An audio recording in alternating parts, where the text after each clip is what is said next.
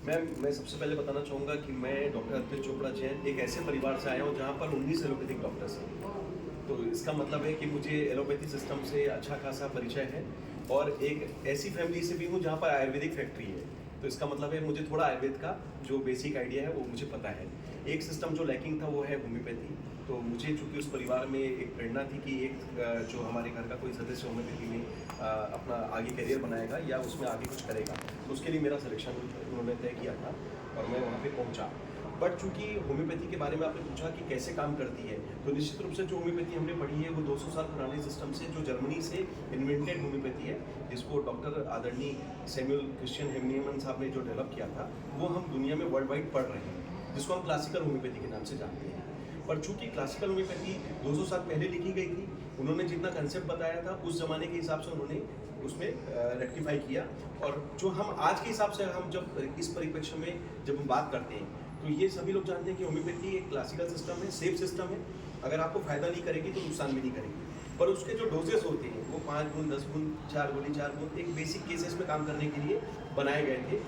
अगर हम critical cases में बात करते हैं तो जहाँ पर होम्योपैथी के बारे में लिमिटेशंस के बारे में हम सोचने में आ जाता है कि अगर कोई लास्ट स्टेज का कैंसर का पेशेंट होगा, किडनी फेलियर का लास्ट स्टेज का पेशेंट होगा, कोई हॉस्पिटल कैटेगरी का पेशेंट होगा, बड़े लेवल का कोई सर्जिकल कैटेगरी का पेशेंट होगा, जिसका कोई ब्रेन ट्यूमर है, बच्चेदानी में गठान है, छाती में गठान है, कोई बड़ी सर्जरी बचाने का केस होगा या कोई इमरजेंसी मैनेजमेंट होगा, तो ऐसे केसेस में इवन कोई कोमेटॉस पेशेंट हो सकता है कि जो हॉस्पिटल में वेंटिलेटर के स्टेज पर हो, ऐसे केसेस में भी होम्योपैथी का कोई रोल हो सकता है। ऐसा लोग सोचते थे कि शायद नहीं होता, लेकिन चूंकि 200 साल पुराना सिस्टम जो भी आगे आया, हमने उसको पढ़ा, उसमें रिसर्च की बहुत ज़्यादा मुद्रा मौजूद है और आज भी मेडिकल साइंस में करीब 80 से 90% बीमारियां ऐसी हैं जिसमें रिसर्च हो रहा है या होना चाहिए। तो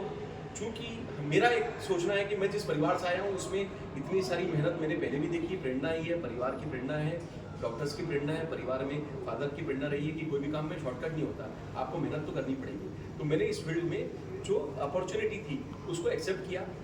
और जो चैलेंजेस थे उसको और अच्छे तरीके से एक्सेप्ट करने के बाद जिस तरीके से काम किया, उसमें जो मॉडिफिकेशन करने के लिए हमने एक नया कंसेप्ट का जन्म काम करने के लिए, कुछ कंसेप्ट चेंज करने के लिए जो मेहनत की, उसका नाम दिया super speciality modern homeopathy. What is it? Super speciality modern homeopathy का मतलब है कि जो हम क्लासिकल होम्योपैथी जो जर्मनी से पढ़ रहे थे, जो अभी तक पढ़ रहे थे, इसको हम चेंज करेंगे इंडिया से, जो आगे में भविष्य के होम्योपैथी के रूप में हम जो डेवलप करने जा रहे हैं। इसमें उन सभी सुपर स्पेशलिटी केसेस में हम काम करेंगे जहाँ जहाँ होम्योपैथी के बारे में या मेडिकल साइंस में ये कहा गया है कि इन बीमारियों का इलाज नहीं हो सकता या कि एक तरीके से लाइलाज बीमारी है या फिर असंभव बीमारियाँ कह सकते हैं, और जिसमें ठीक होने का रेशो बहुत ही ज़्यादा नील माना जाता है। और ऐसे केसेस में अगर हम बात करें तो कैंसर के स्टेज 4 के पेशेंट जो अभी सबसे ज़्यादा प्रिविलेंट केसेस होते हैं, जिसमें आप कह सकते हैं कि सर्जरी करा के पेशेंट कीमोथेरेपी करा कर, रेडिएशन करा कर, इम्यूनोथेरेपी करा के, टारगेट थेरेपी करा कर भी फेल हो जाता है और कई बार हम चाहकर भी उसकी मदद नहीं कर पाते हैं। ऐसे पेशेंट्स को सुपर स्पेशलिटी मॉडर्न होम्योपैथी के माध्यम से, ऐसे काफ़ी सारे पेशेंट्स हैं, मैं आपके चैनल के माध्यम से ये मैसेज भी जरूर देना चाहूँगा मेरे दर्शकों को, मेरे चाहने वालों को, या आप सभी जो मुझे जानना चाहते हैं कि करीब 3000 से ज़्यादा पेशेंट जो हमने ठीक किए हैं, चाहे वो कैंसर के स्टेज 4 के पेशेंट हो, किडनी फेलियर के ऐसे पेशेंट जो कि स्टेज 5 के पेशेंट्स हो सकते हैं, जिन्हें एक तरीके से जीवन भर डायलिसिस पे जाना पड़ता है, या हो सकता है कि रीनल ट्रांसप्लांट कराने की मजबूरी हो, या ये भी कह सकते हैं कि रीनल ट्रांसप्लांट कराने के बावजूद भी वो सक्सेसफुल नहीं हो पा रहा है, वो फिर से डायलिसिस की स्थिति में आ गए हैं या एक रिस्क फैक्टर लेके चल रहे हैं। ऐसे ही केसेस को हमने 21 क्रिएटिनिन के पेशेंट को बिना डायलिसिस, बिना ट्रांसप्लांट के जो रिकवर किया है। कैंसर के स्टेज 4 में काफ़ी सारे पेशेंट्स हैं जिन्होंने इवन 8-8, 9-9 सेंटीमीटर की गठानों को बिना सर्जरी, बिना कीमो। क्या ये आपकी सेल्स पे काम करती है? साइंस क्या है होम्योपैथी साइंस का ये है, सीधा सीधा कंसेप्ट है कि होम्योपैथी का जो मेटाबॉलिज्म पे काम करने का एक्शन है वो इंटरनल मेटाबॉलिज्म पे हम एक्टिवेशन करते हैं, आपका नेचुरल इम्यूनिटी रिस्पॉन्स को मेंटेन करते हैं। और चूंकि सुपर स्पेशलिटी होम्योपैथी एक एड ऑन जो मेरा जो कंसेप्ट है वो एक एग्रेसिव ट्रीटमेंट है कि जो होम्योपैथी का सिस्टम सेफ है तो क्यों ना हम इसे फास्टेस्ट सिस्टम के रूप में डेवलप करें, क्योंकि सभी जानते हैं होम्योपैथी में केमिकल्स की दवाइयाँ का यूज़ नहीं होता, हर्बल दवाइयाँ हैं, एक तरीके से प्लांट ओरिएंटेड दवाइयाँ ज़्यादा होती है, केमिकल साइड इफेक्ट्स नहीं होते हैं। बट अगर केमिकल साइड इफेक्ट्स नहीं होते तो उसके डोज चूंकि स्लो हो जाते थे, इसलिए इफेक्टिवनेस में वो स्लो मानने के कारण कई क्रिटिकल केसेस में काम नहीं कर पाती थी या फिर इतना समय नहीं मिल पाता था। तो हमने उस कंसेप्ट को चेंज किया, सुपर स्पेशलिटी कंसेप्ट डेवलप किया और इन डोजेस को बढ़ाया। तो जैसा उस केस की पैथोलॉजी के हिसाब से जो रिक्वायरमेंट रहती है, हमने उस तरीके से उस केस के हिसाब से उन डोजेस को सिलेक्शन पे डालना चालू किया। और जो 5 बूंद, 10 बूंद, 4 गोली, 4 बूंद, इस तरीके के जो कंसेप्ट थे उसको 30 बूंद से लेकर 960 बूंद तक के डोजेस बनाकर होम्योपैथी में एग्रेसिव ट्रीटमेंट के नाम से जो सुपर स्पेशलिटी नया कंसेप्ट मॉडर्नाइजेशन करके जो हमने लॉन्च किया, उसी का नाम दिया है सुपर स्पेशलिटी मॉडर्न होम्योपैथी, जो कि फास्टेस्ट ट्रीटमेंट है होम्योपैथी में, बिना परहेज का ट्रीटमेंट है। जैसा कि पहले कभी सुनने में आता था कि होम्योपैथी में बहुत सारे परहेज होते हैं, आप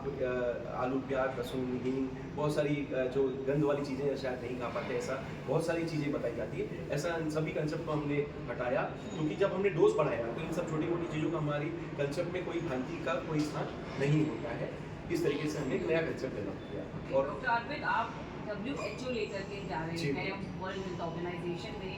3000 केसेस जिन्हें ट्रीट किया गया है, क्या वहाँ पर जाने का मकसद है? और उसके बाद आप जो इंडियन होम्योपैथी की जगह है, अगर हम देखें वर्ल्ड प्लेटफॉर्म पे, वो आप कहाँ जाती हुई या बदलता हुआ देखते हैं? मैं बिल्कुल, ये बहुत अच्छा क्वेश्चन भी है, क्योंकि भारत के लिए गर्व की बात होगी कि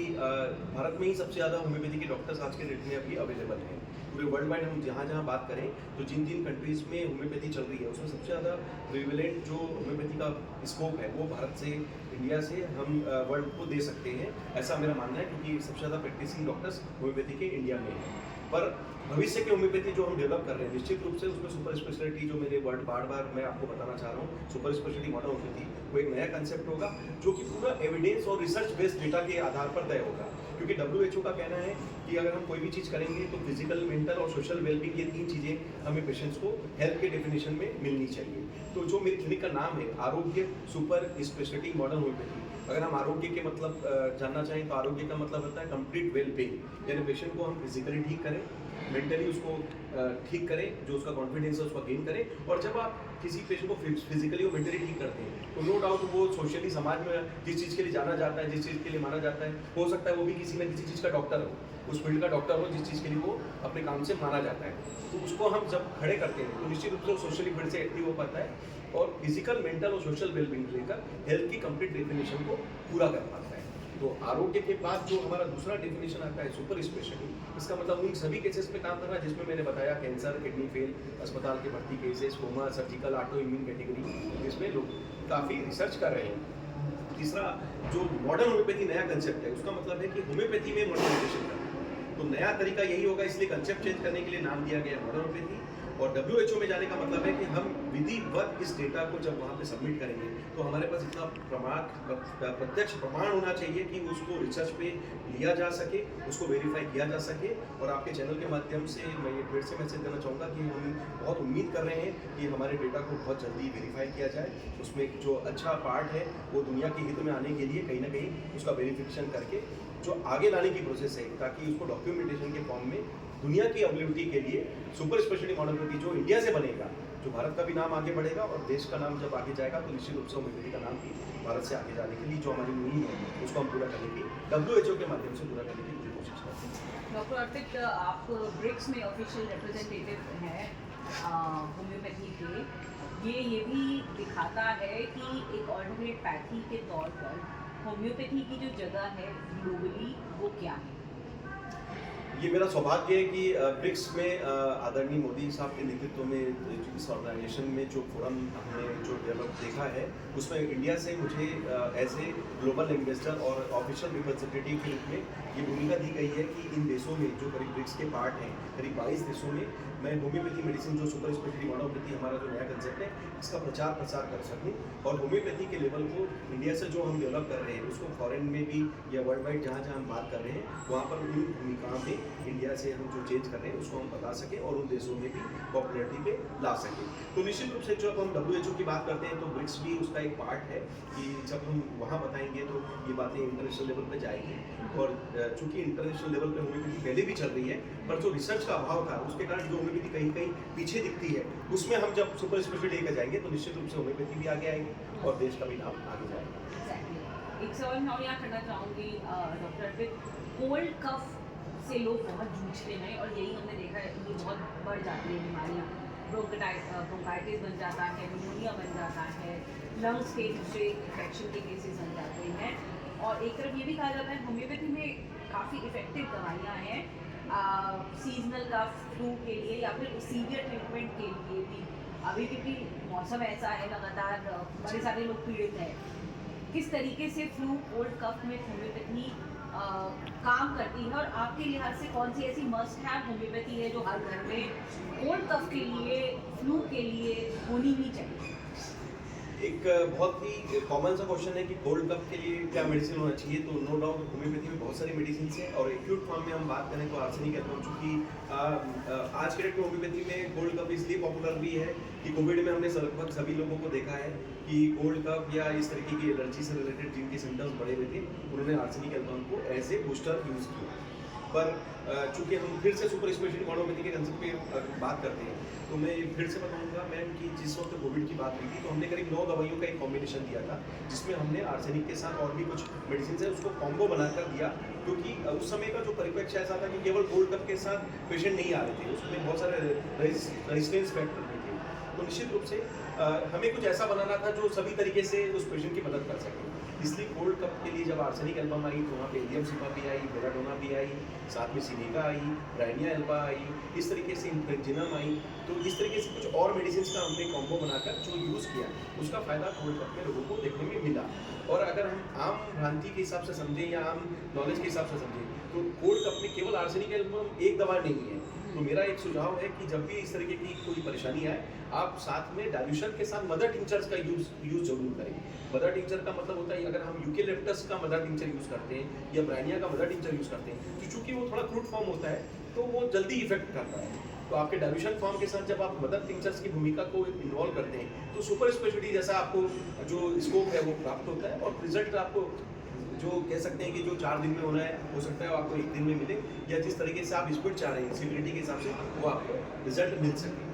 और मैं चूंकि इसी क्वेश्चन में एक और बात बताना चाहूँगा कि अगर हम होम्योपैथी को जब सुपर स्पेशलिटी कंसेप्ट में बात करते हैं, तो हमारा मदर टिंचर्स का जो क्राइटेरिया है वो हम बहुत ज़्यादा तेज़ी से बढ़ाते हैं। 30 बूंद से लेकर 260 बूंद तक की जो डोजेस हैं, वो जो हमने सेट किए हैं हर लेवल पर, वो हम दे सकते हैं, और जिस लोगों को दिया गया है उससे लोगों को फ़ायदा हुआ है। स्पेशली हम कोविड पे बात करें तो एक सामान्य सा कोविड जब क्रिटिकल केस में पहुंचता है, तो वेंटिलेटर वाली स्टेज जब आ चुकी होती है, या हो सकता है कि एक ऐसा पेशेंट के बारे में बात करेंगे जो 35% लंग सैचुरेशन के साथ इंदौर के एक सुपर स्पेशलिटी हॉस्पिटल में एडमिट है, और लगभग सब तरीके से मदद करने के बावजूद भी पेशेंट रिकवर नहीं कर पा रहा है। तो ऐसे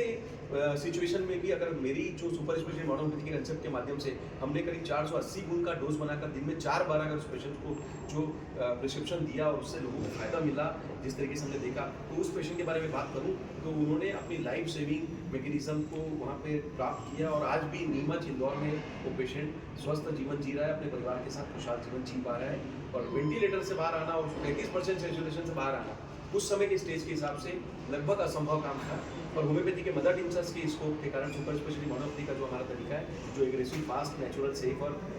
कॉस्ट इफेक्टिव ट्रीटमेंट भी कह सकते हैं, उसका फ़ायदा मिला और उसकी जान बची। और सर्दी खांसी का जो छोटा रूप है, उसका जो सबसे बड़ा रूप है, जो मैंने वहाँ जाकर 480 गुण में जाकर ट्रीट किया है, तो मैं उम्मीद करता हूँ कि सर्दी खांसी हो या बड़ा केस हो, होम्योपैथी आपके लिए बहुत इफेक्टिव होती है। बस आपको ये जानने की जरूरत है कि आपको डोज कितना लेना है। जो 2 बूंद है उसको अगर आपको तकलीफ ज़्यादा है तो 30 बूंद पे जाइए, 60 बूंद पे जाइए। टिंचर्स के बारे में हम बात करें तो ये इस तरीके से बढ़ाएंगे, और अगर डाइल्यूशंस को जाते हैं तो 2 बूंद, 5 बूंद, 10 बूंद, जो भी आप जिस भी मेडिसिन को आप सिलेक्शन करते हैं, चाहे आर्सेनिक हो, एलियम सिपा हो, ब्राइनिया, उसको साथ में लीजिए, तो आपको रिजल्ट जल्दी मिलेगा।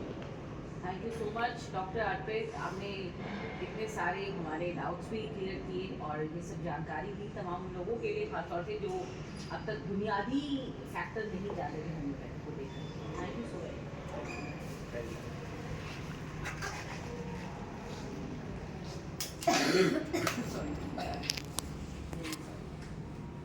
मच।